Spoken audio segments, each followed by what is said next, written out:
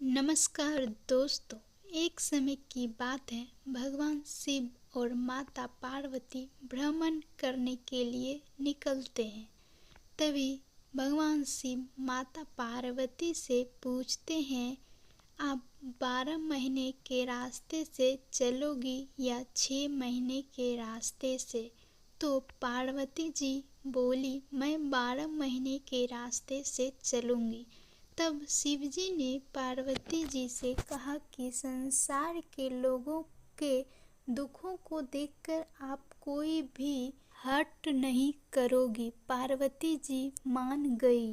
अब शिव जी पार्वती जी को लेकर चलते हैं तो रास्ते में देखते हैं एक घोड़े कष्ट आ रही थी।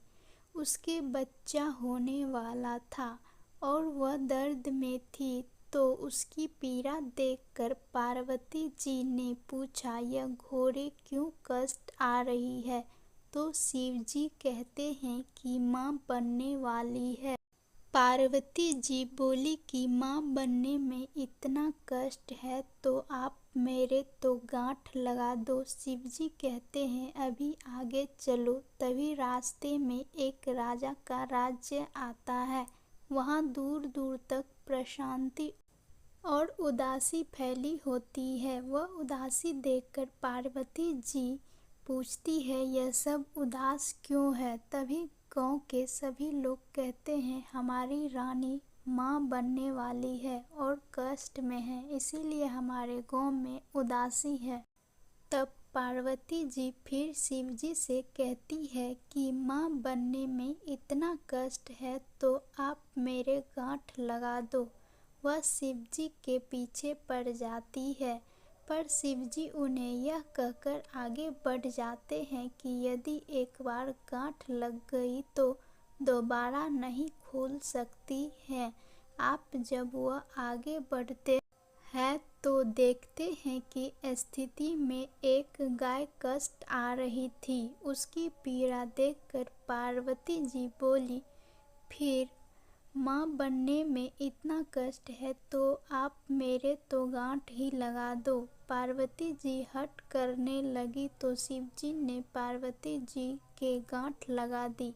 अब वह दोनों आगे बढ़े। इस प्रकार चलते चलते वह दोनों पार्वती जी के पीहर पहुँचते हैं। वह सब उनकी आप भगत करते हैं। खूब पकवान बनाए जाते हैं, पर शिव जी जो भी खाना बना होता वह सब खाना खा जाते हैं। अब पार्वती जी क्या खाएं, तो वह बथुए की साग खाकर पानी पी लेती हैं। दोपहर में जब वह दोनों विश्राम करते हैं तो शिव जी पार्वती जी से पूछते हैं कि आपने क्या खाया है?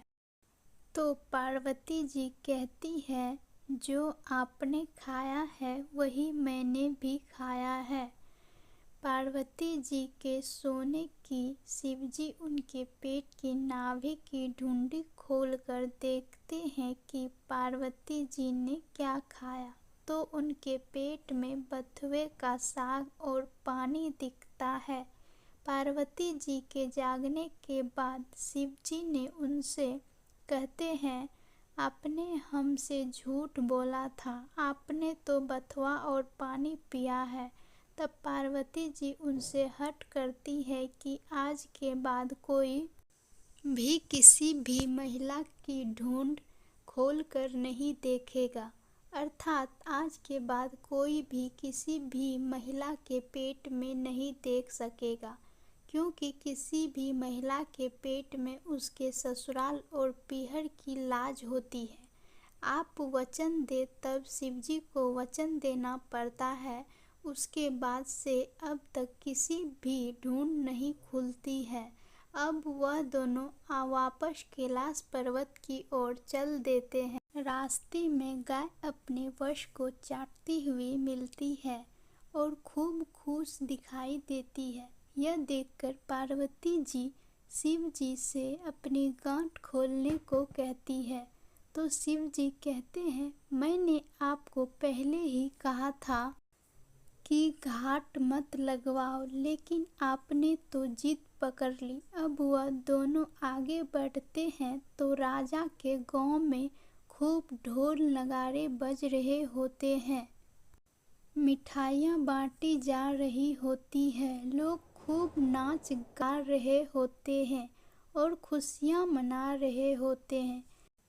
पार्वती जी लोगों से पूछती है, यहाँ क्या हुआ है? तो सब बताते हैं, नगर की रानी के यहाँ बेटा होने की खुशी का जश्न मनाया जा रहा है। इसी तरह वह आगे चलते हैं तो उन्हें घोड़े भी अपने बच्चे के साथ खूब दिखाई देती है। यह देख पार्वती जी फिर शिव जी से गांठ खोलने की जिद करने लगती है। तो शिव जी कहते हैं, मैंने आपसे पहले ही कहा था गांठ मत लगाओ। यहाँ मृत्यु लोक में हर चीज आपको लुभाएगी, परंतु आप नहीं मानी। आपने जिद पकड़ ली। पार्वती जी के फिर हट करने पर शिव जी पार्वती जी की गांठ खोल देते हैं और वह दोनों कैलाश पर्वत पहुंच जाते हैं। भगवान शंकर जैसे पहले माता पार्वती के गांठ लगाई, किसी पर भी गांठ मत लगाना, और जैसे बाद में पार्वती जी की गांठ खोली, वैसे इस कहानी को कहते सुनते और हुंकार भरते सभी को अमर सुहाग देना। अगर वीडियो पसंद आई हो तो लाइक एंड सब्सक्राइब करें।